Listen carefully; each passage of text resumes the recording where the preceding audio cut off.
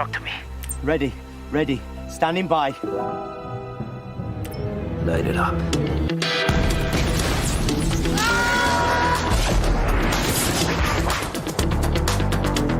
This is Captain Cassian Andor, Rebel Intelligence. There's spies everywhere.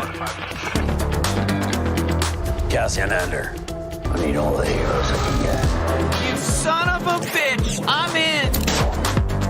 They're so fat and satisfied. 10 men feel like 100. I've been in this fight since I was 6 years old. A 6-year-old boy. Hang on! Hello and welcome to Andor and More. I am Travis Fishburne, I'm Alex Brunel. and this is a show about the Disney Plus series Andor. And this week, it's just us. It's just us and Andor. Just us and Rick. And Rick's Road, which is episode 12 of Andor. Who is Rick? We are going to explore that question. So, Alex, who do you think Rick is in Star Wars? Rick Ollie. There is no other Rick in Ollie, Star that's Wars. Right. Is there another Rick in Star Wars? Mm. Rick the Mechanic?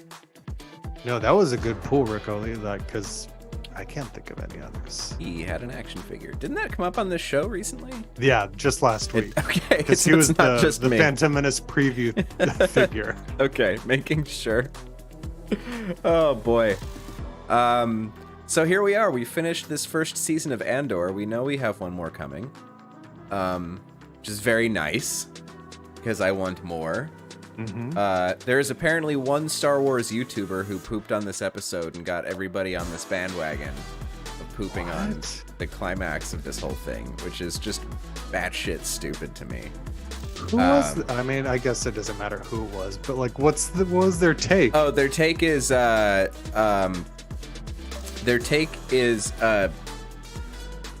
bricks and screws. That's the thing. Bricks and screws that the people of is it bricks? No. What is the planet? Ferrex. Ferrex. The citizens of Ferrex used to attack the Empire with just like stuff that's around, and some of it is pretty earthbound looking stuff, aka building materials that just mechanically make sense no matter what universe you're in. Basically, their take on, from what I can tell, I have not watched this YouTuber's video. I don't know the name of this YouTuber. I've only seen them referred to in abstract. They have like 3 million subscribers or something. A little more than us. A little, just a bit. And part of their take was like that in relation to how we kind of saw the Earth animals in like Ewok Adventure. You know what I mean? All right. Yeah. Mm-hmm. It's a bad take. It's like, it's an absurdly bad take. Yeah. I mean, there are certain like things that I know like Lucas tried to stick to when he was making the original trilogy and even the prequels, as far as like costuming, and that's something that I had to learn when creating screen accurate costumes, is like there's no zippers in Star Wars, right? So you have to use Velcro so that like you can't see zippers or buttons, which they have since with the streaming series changed that a bit, where you'll see some here and there, but it's a big universe. When you expand the world, when you see like more of the intricate details, it's like you're gonna see stuff that right practically makes sense. But I'm sorry if you're some stupid YouTuber with way more subscribers than us, and you're people riled up over nothing. I don't get it. Yeah, whatever. It's not our lives. We're here to enjoy the content or not. And I did. I thought this episode was great. This show continues to just cement its place as the home of the best monologues in all of Star Wars. Absolutely. Which I don't think anybody saw coming, but I mean, as a general thing, I think everyone saw once we had as many great monologues throughout the season as we had. I think we knew we had another one in store for us in this last episode. Yeah, but it was a friggin' great monologue. Fiona Shaw speaking from beyond the grave was excellent. Yeah, no, it really was.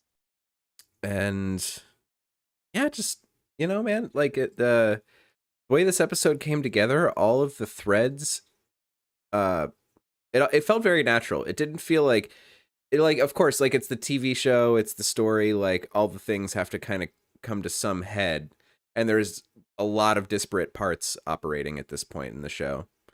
But it didn't really feel contrived or forced to get everybody on the same planet and in the same place. No, it all made perfectly logical sense. Totally did. You understood why everybody was there and why they wanted to be there. They had, the only person not there was Melshi, and we'll be seeing him next season. Presumably, well, yeah. And Mon Mothma. Right. And they didn't force Mon Mothma to be there for some weird reason. Right. It's like, no, she would not be there. And like her, if I remember, she had 2 scenes in the episode or 3 scenes. She did. Just the two. And that's all we needed to wrap up Mon Mothma this season. And that was great. The show didn't force anything with that. It's just like, this is where she gets to. That's where we leave it. Great. And then we concentrate on this whole showdown on Ferrix, which is just so freaking cool. And gave us what I think, even more than certain scenes in Solo, is our horniest scene in all of Star Wars. This scene with Dedra and Cyril in the closet. That is the horniest scene I've ever seen in a Star Wars thing ever. What did you think about that scene? It was a hot take. And Yeah, how horny it was? I thought it was gonna. I thought it was gonna go further, or maybe it did off camera and we just didn't see it. Possibly. I don't know if this is true, but I read that was the first scene that those two had to shoot together. Like ever? That's weird. Which is kind of insane. And good on them. I mean, both of them great performers through the entirety of the season. Mm-hmm. But if that was the first scene that they shot together and they somehow tapped into that energy like immediately of where they're like, it did not feel like an incongruous like performance thing. Those people in that scene felt like those characters leading up to that moment. It was really nice. Absolutely. I just because of the setting of where it takes place, I guess that does make sense. If everything that they shot was at the whatever like set they had for Ferrix first, and they're like, we're going to do all the Ferrix stuff up front, it would make sense if that was the first scene they shot. Could very well have been. Interesting. Right, before moving on to like other kinds of sets, Yeah, no, it speaks to like so many different things, because then that would mean like the entirety of this episode was almost shot before probably whatever else happened. It wasn't on Ferrix, so probably. Yeah. I mean, this show did not have a scripting problem. This obviously didn't have like the telltale Kenobi like rewrite. The Kenobi rewrite or the Kenobi rewrite or the like Westworld rewrite, like any of these shows that like shut down production after 7 episodes and then figure out what they're doing to do the last 4 or whatever. Really worked out for Westworld, from what I've heard. See, man, yeah, I heard that 4 got good again. Yeah, but then it got canceled. Like, there's no case for watching Westworld at this point. If you haven't watched Westworld, there's zero case for watching it at this point, I think, unless you want to just treat it as a one and done and just watch the first season and then like forget that it ever existed. That'd be great. That's literally what I did. I watched the first season and I've not watched lucky you. Since. So I'm like, oh, that's all there was. That's all. That's really all you needed. I really want to see more of Shogun World, but I'll just pretend. Off-road adventures in my head is what that is. While trying to stay spoiler free, I will tell you that Shogun World is disappointing AF. I'm sure. Really bad. And if we wanted to get into Westworld spoiler, like that's actually when the show really lost me. Was when it did that episode. I think episode 8 of season 2, maybe.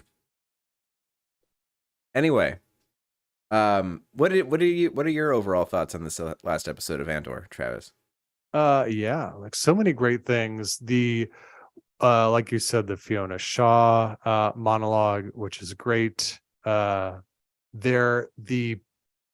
way that everything converged in a very, natural and logical way, like we said. And then also the use of editing and montage that is present, that, Lucas had present in like the original film. And then more so, he would do this in like Return of the Jedi, and then in the Phantom Menace, where you have a lot of things going on at once near the finale, or like edit from this. We're going to go to this scene now. We're going to go to this scene now. Mhm. And that, I noticed that was very present in this episode. However, like, it's all on the same planet, but we're going to cut to this person. We're going to cut to this person as the parade was like Oh man. ramping up, and like the tension and all of the confusion and everything that was going on there. It was a very interesting mix of the way like it was edited together. Yeah, it was a very filmmakery episode. Mhm. Like, oh man, what a build up with it, with this funeral march and these converging bands playing like the funeral dirge version of the Andor theme. Right? Mhm. That's what it was? Yeah, that's what it was. On I mean, like, if bricks and screws is gonna be an argument, how about just like, here's a French horn, throw some space shit on there, and then give it to the guy. Okay. And because all those instruments were just like earth instruments with some shit on them. Which is fine. This is not a knock. I don't care. I'm just saying. But the build up with all of that, there's a lot of great diegetic music in Star Wars. But usually it's in a different scenario. Usually it's some kind of a party. Usually it's some kind of a gathering or a social club thing. mix, and yeah. We've never heard any kind of, orchestral. We've never heard any other kind of anything really in terms of diegetic Star Wars music, like seeing characters make this stuff. Yeah, not Right? that I can think of. There are. Yeah, no, I don't. Yeah, I can't think of it. We don't see a band playing the Space Miami song from episode. No, we don't. Episode 6. I think. Yeah. Mm-hmm. Yeah, the whole sequence. It took me a little too long to realize that there were like 3 different bands of marchers and musicians in that march. But then I did. True story. What else do we have going on? We have B2 Emo continuing to be a friggin' hero by broadcasting this hologram. I love this droid. Knocked over. This droid is so good. Yeah. Scrolling around this episode, because I think that it brought this season's plot to a logical conclusion. It did some really good stuff with Cassian's character. He becomes more of a leader by the end of this episode. He is giving people orders. He is taking charge and making decisions and pointing his life and his next actions in a direction rather than kind of trying to escape or figure out what the next thing is, which is kind of the only stuff we've seen him do so far that we know him to do. Like either what's the next scam or how do I get out of here? Yeah, he's been very reactive, very self-motivated. Yeah. Like, what do I do for myself to survive? Yeah. Instead of, like you said, at the end of this episode, he goes to being like a leader, being like proactive and selfless. Yeah. And I really like, the turn is very natural. You don't even like really feel it. Like you just kind of like, I know it's one thing to like, for us, we've seen Rogue One, it would be another thing if like we'd never seen that movie and we never know the kind of person that he becomes. But it's such a natural character progression for him throughout the whole season. The only thing that's weird is like, it seemed everyone has totally forgotten about his sister, which was the whole reason this whole thing started off in the first place, if I recall. Yeah, it begins with him like the only bit of writing I'll fault about this show. Yeah, and the Blade Runner bar saying like, "Hey, I heard about this girl, and yeah, that's just not been touched on again at all.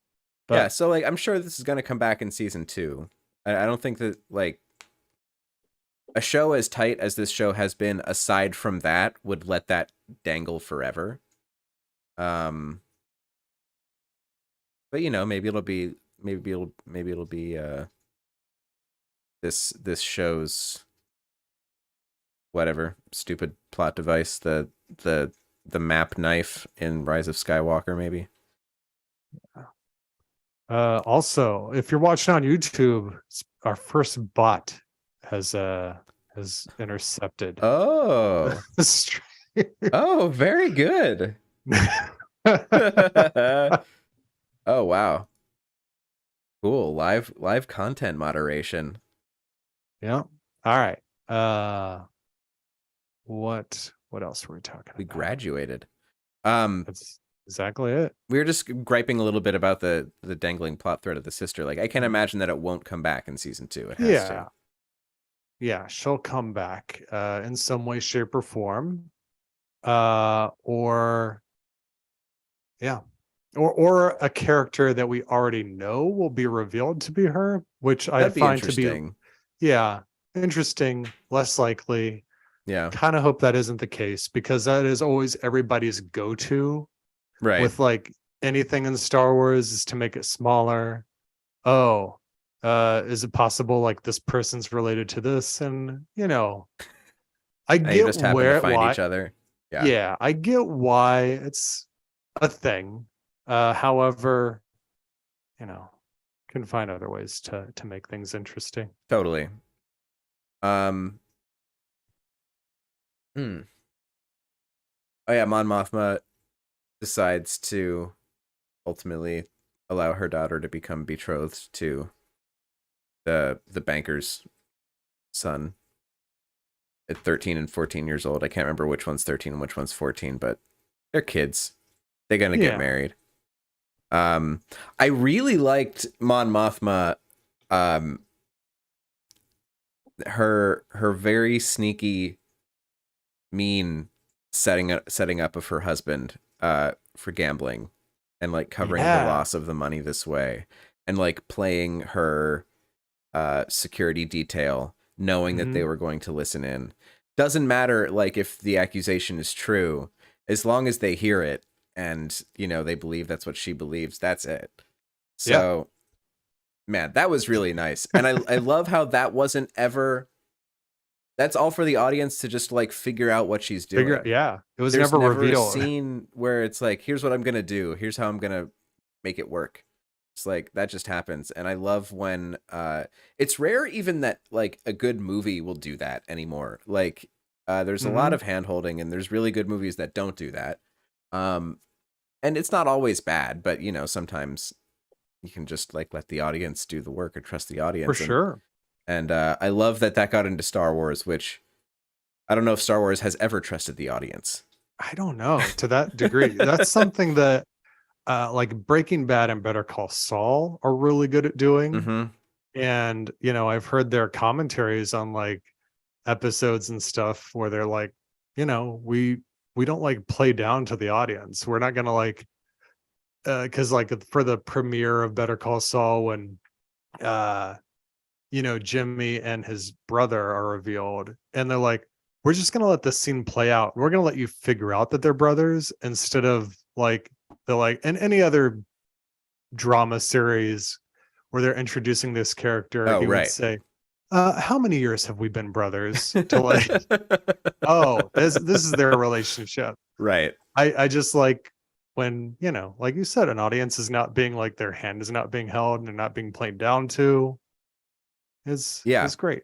Yeah, we finally got that in a really high quality Star Wars thing, which is again like one of Andor's many firsts for the franchise that I hope continues. I was reading Tony Gilroy saying that like Disney really did not interfere with the show to a level that they were surprised by. They just kind of accepted it and put it on. So I would hope that season 2 gets to maintain this level of quality and doesn't get put under apparently any scrutiny. That'd be great. I Yeah. think just based on the critical reception that this season has had, even if it's not like say like the commercial success as far as viewership goes, I think it warrants that, I agree. you know. This is the only in terms of quality shows, like shows that like you can actually say, oh, this is actually a very good show, regardless of whether or not you're into the thing that it is. Like I don't think Marvel's done a show like that. I don't think you could say like if you're not a person who likes any Marvel movies, you can't like say go watch Loki. It's a great time, even though it is. Yeah. If you're not a Star Wars person, you can't. I don't feel like you can really say like watch The Mandalorian. You might get into it, even though I've heard that those people exist. Yeah. I think like I tried to do that with my dad and the Mandalorian Oh, because interesting. it's so he's he's seen like the original trilogy, but like nothing beyond that. But he's like growing up, he was always into like old westerns, which is so inspired by that. I'm like, I think you'd like this. I think you'd like the Carl Weathers character and stuff. And I think he enjoyed it, but he doesn't know how to work Disney Plus. So I don't know that he necessarily continued along that track. But Yeah. I think that sometimes, yeah, but like it's very rare that I think that actually clicks. Yeah.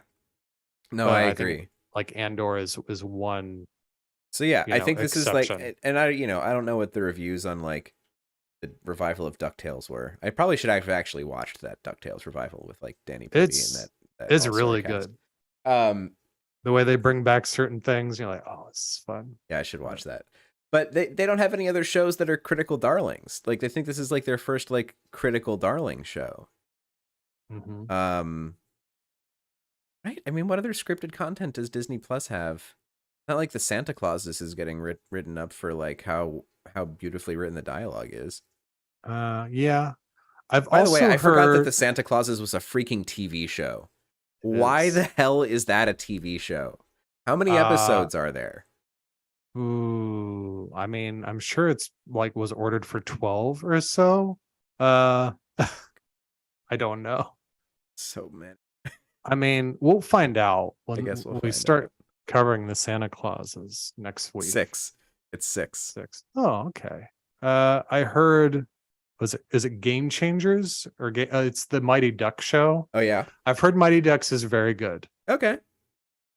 I have not watched it, even though was a massive fan of the first two of those movies growing up. I don't have the draw to be like, I want to see these kids play hockey again. Yeah. I saw the original a couple times maybe, and that was it. I didn't care for sports things. Yeah. So anyway, yeah, I'm very excited for the next season of Andor. This was very good. I'm excited to rewatch it. Angela and I are in the midst of our big Star Wars rewatch still. We suspended for a while for October and some other stuff, but we're kind of back on it now, and we're going through Kenobi again, which is good. Again, on a second watch. I guess knowing the Leia abduction scene, I guess knowing how kind of well, really like dumb some of it looks. It's easier to take on a second viewing. You kind of know it's coming, so you're not like, oh, like that. It just plays out and it's kind of over before you know it. Okay. Cool. That was nice to find. And I'm going into the show knowing, like, rewatching that show knowing what it is, with some hindsight, liking it maybe a little more than I did at the time, which is not to say I didn't like it at the time, but I think it maybe wasn't what I was expecting. I could, like I said for years, like I just want like old man broods in desert for 6 episodes. Like that's what I want. I just want it with the contemplative character drama, and it was not that. Yeah. There's a Kenobi book that John Jackson Miller wrote. It's Legends now, but it's basically it's that. It's him on Tatooine. It's like, it's very much like inspired by Westerns where he's like, Should read that. Yeah, it's good. Whereas if they just had adapted that book and made it into this series, I don't think anybody would have complained, It would have just been fine. except for the people who are like, well, where's the Darth Vader or Darth Maul stuff? But Right, you sure. always have those people. But yeah, back to this episode. Yeah. I really love Fiona Shaw, Marva's speech, and there is one thing that I think was changed. I had heard some rumors that this episode was going to like feature the first F-bomb dropped in Star Wars. Ooh. And because there was an interview with Tony Gilroy in which they were talking about, hey, like, did you have any trouble like getting the shit through in the first episode? And it like took him a while. Like, oh, that? Yeah, he's like, yeah, it was fine. He's like, there was something else that like came up like later on that we like bumped up against that you have yet to see, but like that was fine. And there was like somebody inside Lucasfilm saying that you were going to hear somebody say F the Empire. And while while she was like doing the speech, like that click, I'm like, she's about to say it. She's going to say F the Empire. And then she says, fight the Empire. And if you go back and like just watch her deliver that on mute. Yeah. And it's very much Sigourney Weaver in Galaxy Quest, if you know what I mean. Yes, I know exactly what you mean. Oh, wow. Interesting. So interesting. I would say that I am glad that we didn't get that, if I'm quite honest. Yeah. I am more okay with the word shit in Star Wars than I am the F word. I don't know why. I don't know why. It's made up nonsense. It doesn't matter. But my gut says that the F-bomb doesn't belong in Star Wars. Mm. Then again, like made up curse words just seem silly. There's no way to win that one. Yeah. Really. No. Like you're looking for a word that has power. You need to go for like that kind of a thing. Dank Ferric the Empire. Yeah, you can Dank Ferric the Empire. Because if you throw in like, let's throw in the made up Star Wars equivalent that's like, ooh, that's taboo. You can't say that. It doesn't have the same emotional effect because you're like, well, that just sounds silly. Right, because it doesn't hit. Yeah, exactly. You can't just have everybody say poodoo all the time. I mean, you can. I'm for that. But it is silly. And I'm only for it because it is silly. Carabast is another Star Wars. I think that was pretty much like shit before they actually said shit. Yeah, or at least like in the I don't know. And in the comics and in maybe novels, there's the word criff, which is often used kind of in the place of the F-bomb. There's a lot of like criffing this and criffing that. Mm-hmm. Yeah. Criff the Empire would be a bad line. That's what sets everybody up. That's what sparks the rebellion is Criff the Empire, and then there's going to be a whole line of shirts that say Criff the Empire. I think viewers watching at home would be very confused. Like, why did that get everybody around?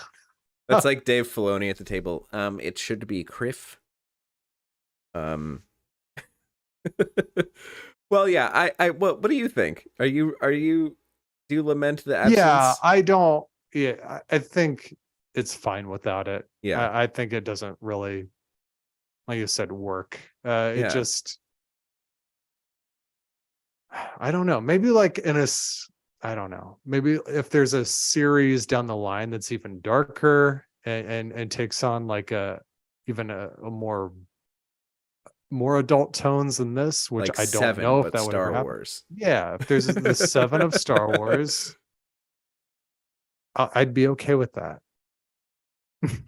Yeah, if there's a Star Wars 7, I would also be okay with that. But I would question the very nature of the product to begin with, maybe. Yeah, let's get Kevin Spacey in Star Wars, everybody. That's what we need. That's what that's the petition.org #1 petition right now is to bring back Kevin Spacey's career via Star Wars television. Oh God. That would be a real ballsy move if they decided to. Oh man, how to make our world even darker. Just like think of stuff like this. Just puts bad vibes out there. I saw like Elon Musk put up a poll saying like, do you want Kevin Spacey in Star Wars? Yes or no? And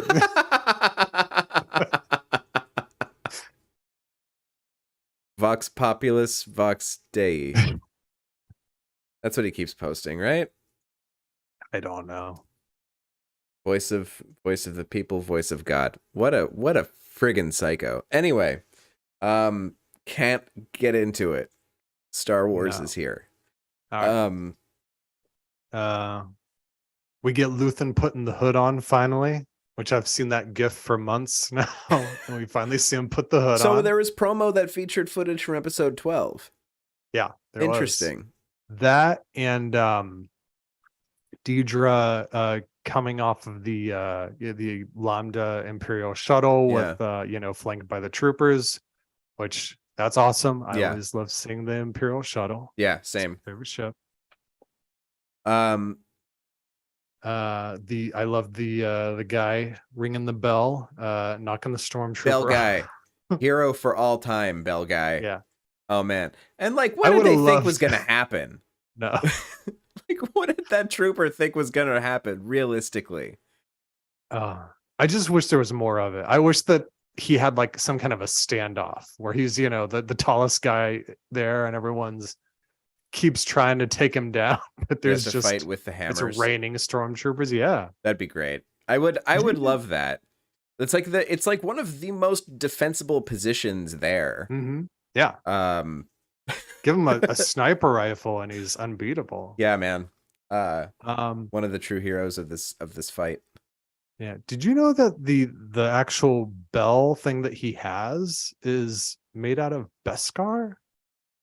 I didn't know that for sure, but it looks that way. Did we get confirmation on that? I think that's somewhere that it's like made out of Beskar, and which is crazy to me because that makes it like extremely valuable. Yeah. That's an insane amount. I was trying to find it referenced in this Wikipedia article. But that'd be crazy because that'd be literally the most valuable thing in the whole friggin' settlement. Yeah, for sure. That's worth more than everybody's lives in that settlement. That's why he was so adamant about getting that trooper off. It's like they can't know that we've got this much Beskar up here. That's Time wild. Grappler is the guy's name. Time Grappler. Time Grappler? Time Grappler is the guy's name. Is it THYME? No, just TIME. Oh, time. GRAPPLER. Yeah. Yeah, it's here on Wikipedia. Yeah. So it is. Beskar, yeah. You heard it on this show whenever you heard it. It's a Beskar anvil. That is wild because this is after the purge or after the siege. Mm-hmm. Right? Yeah.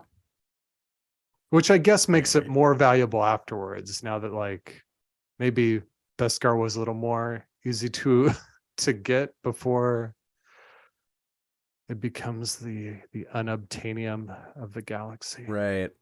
Okay, so now I'm reading and realizing that this guy is referred to as the Time Grappler. That is his position. His name, it's not a first and last name, yes. which is what I thought it was. I thought that the Star Wars naming convention just really went off the rails and just named this guy. Yeah, Time Grappler. Those aren't words in Star Wars. Time Grappler. Yeah, wow.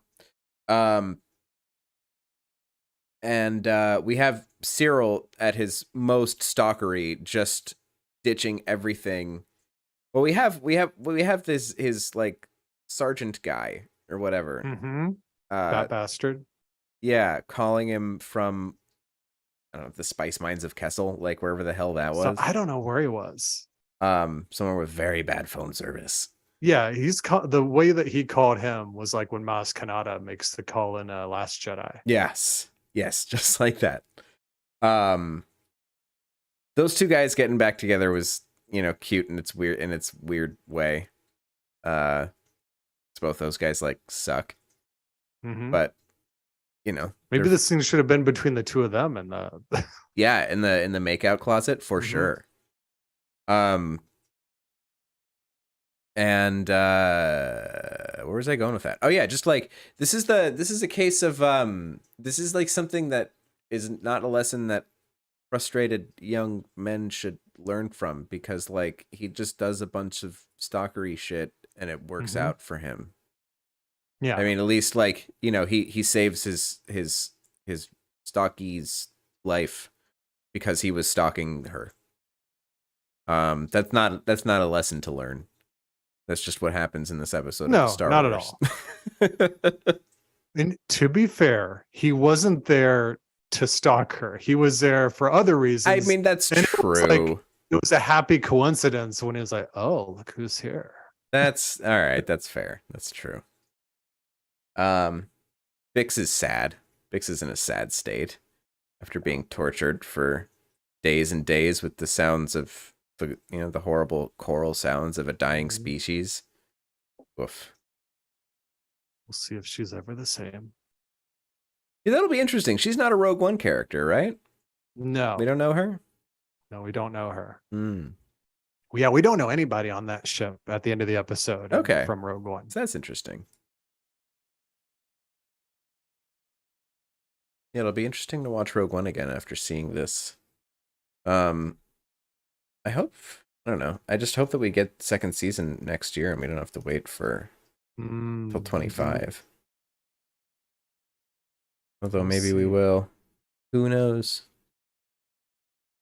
Yeah. No, it's not up to us. Everybody write to Bob Iger and say, get it out sooner. Yeah, Bob. Whatever budgets you're cutting, just don't cut Star Wars. You guys are finally going in the right direction. You're finally going places. Might have found the groove. What is next? I mean, do you have more thoughts on this episode of Andor? No, not really. I think we talked all the big points. The Mon Mothma and her husband gambling, and Luthen finally getting Andor, and we'll find out whether or not he shoots him.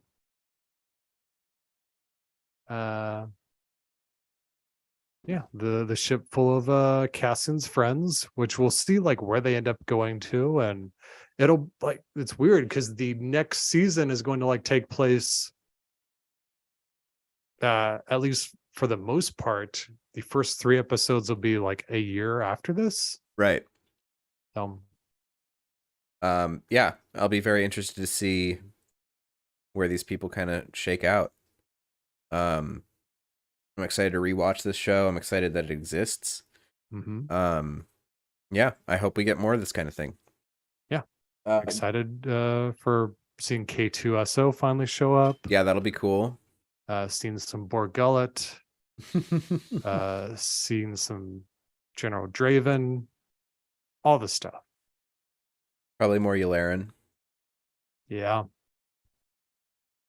So what's next in Star Wars? What do we have? Is it Bad Batch? Bad Batch will be sometime in January. Okay. No confirmation, but probably Mandalorian like in February or March. Oh, they shot the next season of Mando already? Yeah. Okay. So that's shot and that'll be coming out. And Ahsoka will probably be in May. Okay. That's as far as I feel like I can. I'm not even gonna say for certain because I'm not even certain on those, but as far as like what I'm like piecing together from like things that I hear, the Acolyte seems to be further along in production maybe than even the second season of Andor, so I wouldn't be surprised if they already shoot the Acolyte, or are they still in the midst of shooting? Maybe I think they're in the midst of shooting. Okay, And I know they're also shooting or have shot Skeleton Crew. Oh yes, that's true. So Skeleton Crew will be like, I wouldn't be surprised if that's sometime like next fall. Yeah. Yeah. Who I would take a knows? year in post on that. It's fine. As long as they aren't announcing things like expect this at this time, Yeah. it works out better for them until it's like right up on them. Who did it worse, Kathleen Kennedy or Robert Rodriguez? In terms of just unannounced and unfinished projects. So many. Yeah. I mean, Kevin Smith is right up there too. That's true. I mean, it's just like it's a symptom of dudes who are just far too happy to talk about what they're doing. Yeah. Oh, yeah. But with Kevin Smith, he would talk about like stuff at nausea where it would be like, and then it would never come to pass. No. It would just be sad. Yeah. Like both times he's talked about Mallrats 2. Mallrats 2, Hit Somebody, Moose Jaws. Oh my God, Hit Somebody. I forgot about that. Ranger Danger and the Danger Rangers. I think just no one would finance Ranger Danger and the Danger Rangers. I would have loved to have seen that. Yeah. Moose Jaws, I'm surprised doesn't exist actually. Mm-hmm. And now I hear they're doing a Red State sequel somehow. Yes. Well, which we'll see Okay. about. Will we ever get to see Kilroy? This is a Kevin Smith podcast. That's now. another one, yeah. Will people ever get to see Kilroy? That's a question. Will it remain an NFT forever? Can you pirate an NFT movie? These are the questions that need answers. Not all of us can get to Kevin's movie theater in New Jersey, or even want to see Killjoy all that bad. That is a pure curiosity. As a person who has sat through Yoga Hosers, I feel like I've earned the right to watch this movie.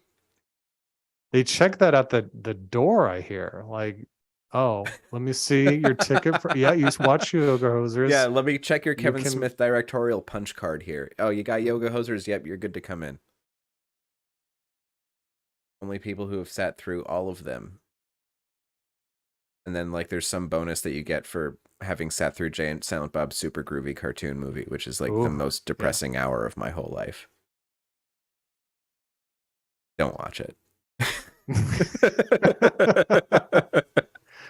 I have not watched it, and like primarily because the only reason I would have is for Mark Cockknocker. Yeah. And that's not even Mark Hamill in the movie. No, it's not.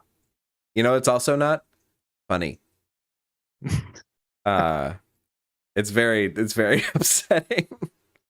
I think that was maybe like one of when I first, because I registered a Letterboxd account like a long time ago, and then forgot about it for many years, and then now I'm back on it. But I think one of the ones that I like watched and reviewed in my very first round out on Letterboxd was friggin' super groovy cartoon movie.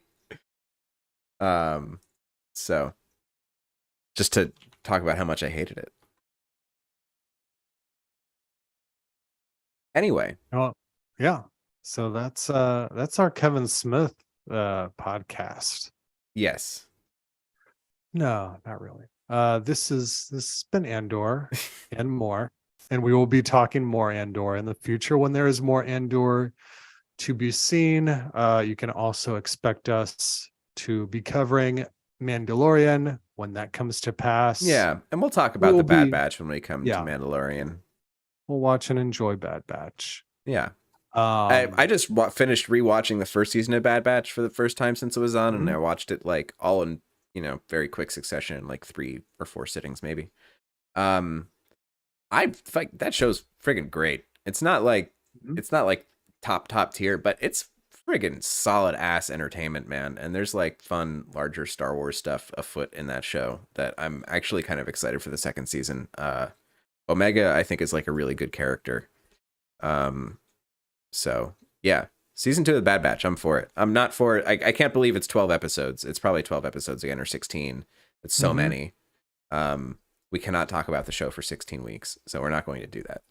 But we'll talk about it when we get to Mando, and we're probably going to try to come back to Most Dangerous Podcast pretty soon. For sure. And this would have been a great thing for us to have talked about before, we were going on the air as Yeah, far well. as scheduling and all that. Well, we'll talk about probably, scheduling afterward, but yeah, we'll do all that.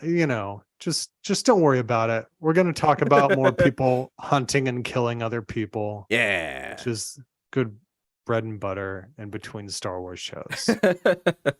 It pays the podcast bills. No, it doesn't. The podcast bills are pretty small, but not non-existent. No. Yeah. So yeah, more Most Dangerous podcast.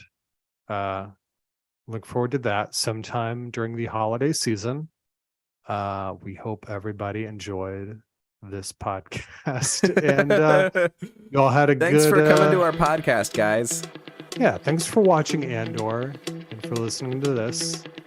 We will be checking to make sure you listen to all of them before you can listen to the next one, just like the Kevin Smith mode of being able to see Kilroy. So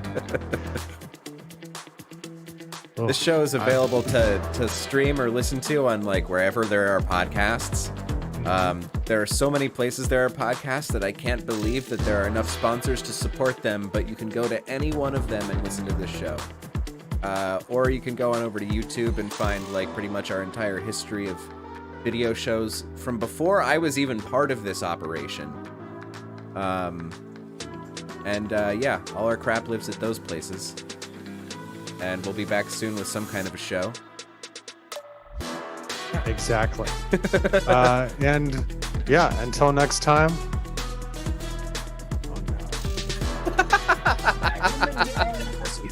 Oh, that's not the right one.